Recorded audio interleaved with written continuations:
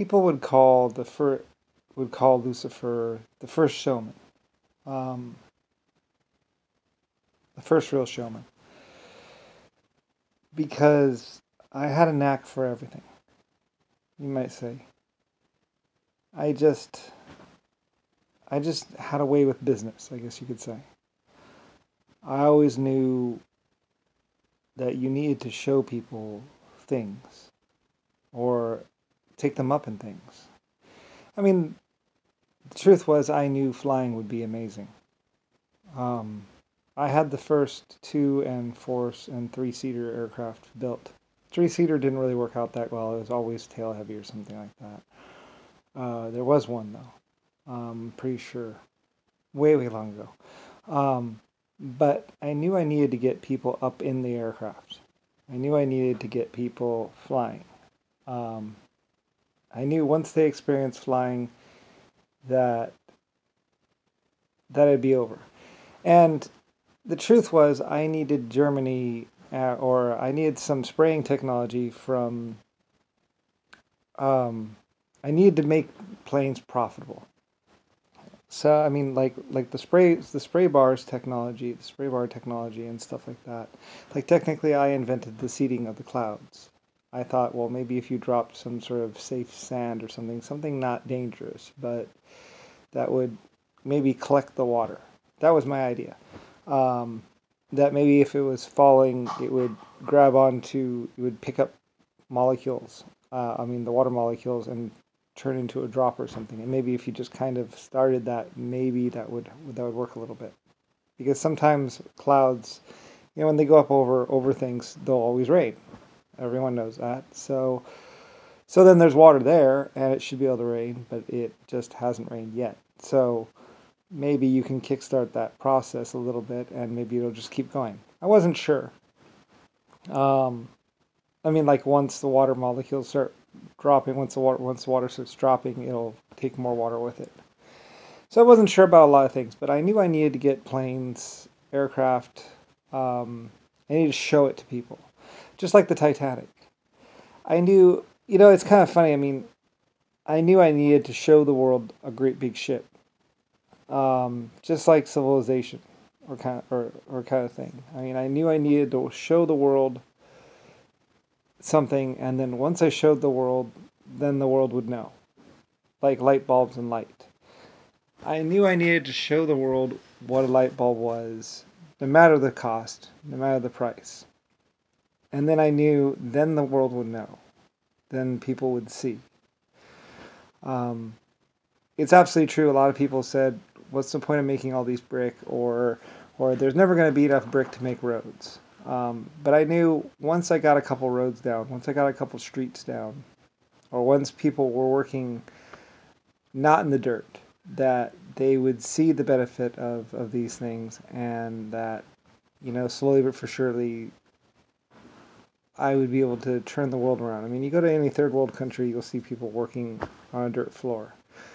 I mean, you can work on a dirt floor, but it's just not.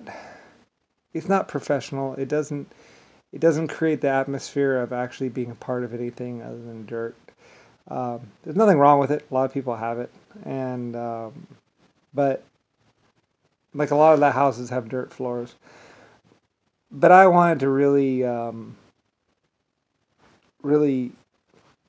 I was trying to create civilization.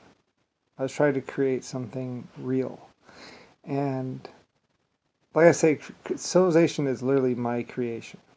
Um, I just started paying for things, doing things a certain way, and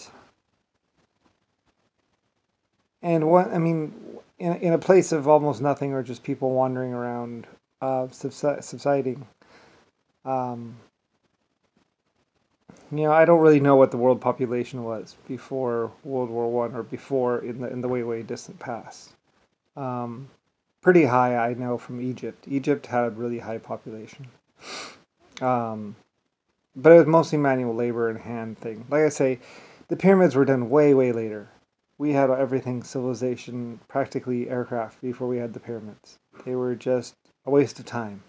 Um, Huge and pointless. and I actually did them more as a way to maybe keep people from getting lost in the desert. They were so high it would give people direction, because you could see them for miles around. But I had been doing spires or towers in the desert for a while now, for a while, because people didn't have much more than compasses back then, and they would always get lost in the desert. One time I even had them do like posts or stones. Of course, it got covered up by the sand, but no, well.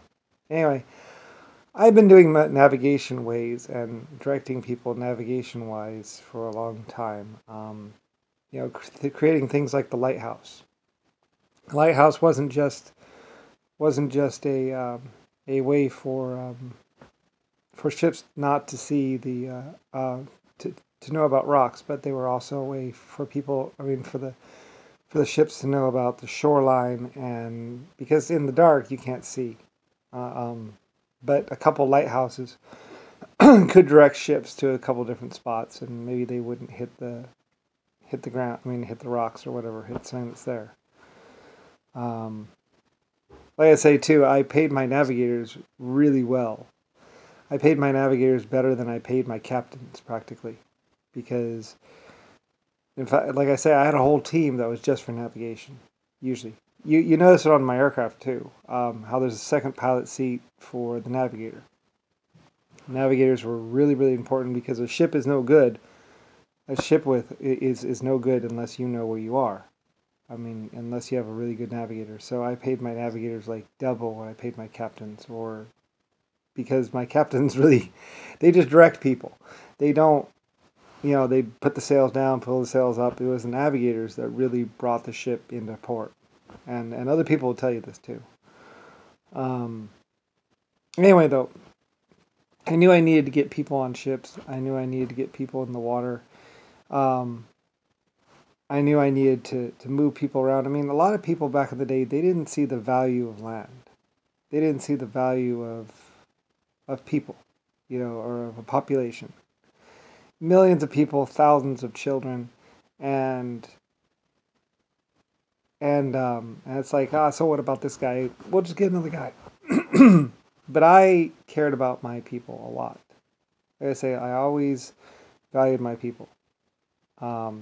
In the past, people would tell you, I don't know why he cares about us, or I don't know why he cares about me. I'm just a man. It's like, no, you're not a man. You're my person down there. You're my only person down there. Or you're all I got down there. I mean, I would always be like, I need you. I mean, the people in the plate armor, they'd be like, this plate armor is worth more than my life and my children's life and my children's children's life. It's like, yeah, well, hey, I want you to stick around. I tell them that a lot. I mean, swords that were more than countries, because that was all the metal in the whole country practically. Or, the value of the sword was worth 1,000 lives. It's like, or 1,000,000 lives, and it's like, yeah, well, so what? It's just a stupid friggin' sword. Try not to lose it. Don't melt it down for coins. I mean, I always valued my people. So I gave away a lot of swords and stuff, and because I was like, well, you can always melt down the sword. I mean, a lot of the swords were also titanium too. Anyway, though, but showmanship, showing the world that much metal, like the first steam trains, showing them the great big long steam trains and letting them see that is possible, and then they would look to the dirt. And they look to the ground, and they would see little rocks, and some of the engineers would even take the rocks that the mines that the steam engine came from. Like, yeah, this became that, and people saw that it was possible. People saw that if you take this much rock and you melt it down, you will get a steam train. They would say that I literally built the Industrial Revolution, because I did. Through force of might and feeding people and getting enough people to do things. Slowly, I built up what is known as the Industrial Revolution.